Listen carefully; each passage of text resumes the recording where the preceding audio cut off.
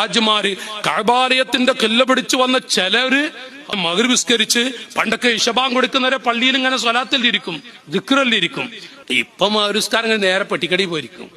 ഇശബാൻ കൊടുത്ത് ചില സ്ഥലത്തൊക്കെ ഇശബാൻ കൊടുത്ത വന്നിട്ട് മൈലേരെ ഇക്കാമത്തെടുക്കാനല്ലേ, മൈലേരെ ഇക്കാമത്തെടുക്ക വല്ലാത്ത സംഭവം. എന്തൊരു 15 മിനിറ്റ് കഴിഞ്ഞ കൊടുത്തോളോ.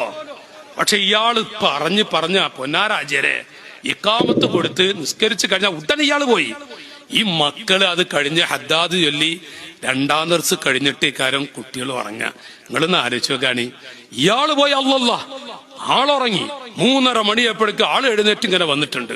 ലൈറ്റ് അകത്തെ പള്ളിയിലും പുറത്തപ്പോഴൊക്കെ ലൈറ്റ് ഇട്ടിട്ട്.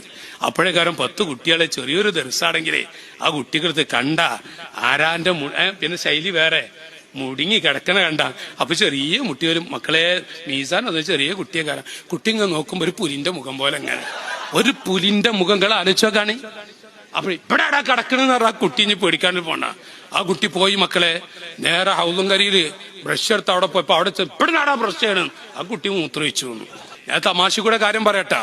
അങ്ങനെ പോയി ആ കുട്ടിക്ക് ലീവ് കിട്ടിയ കുട്ടി നാട്ടിൽ ചെന്ന് ഉസ്താവ് വിട്ടപ്പോ കുട്ടിക്ക് പോരാൻ കൂട്ടാക്കണില്ല. എന്റെ മോനെ വെച്ചപ്പോ ഈ കുട്ടിയുടെ ഉമ്മ അകത്തെ പള്ളിയിൽ പുലിയുണ്ട്, ഹൗലിന്റെ ഒരു സിംഹവും ഉണ്ട്. എത്ര കുട്ടികൾ ദർസ് മുടക്കിയിരുന്നു.